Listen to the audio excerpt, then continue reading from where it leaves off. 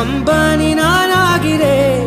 இந்த இன்ப மகாராஜ பெற்ற புது ரோஜ எலிசபெத் ராணியின் பேத்தியே. தாயே தாயே மகளன வந்தாய், தந்தை சிந்தை நலமுற வந்தாய்.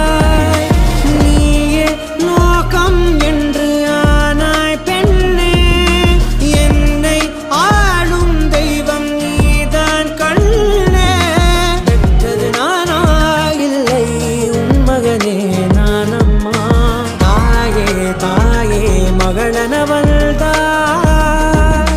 தந்தை சிந்தை நலமுற வந்தாய்.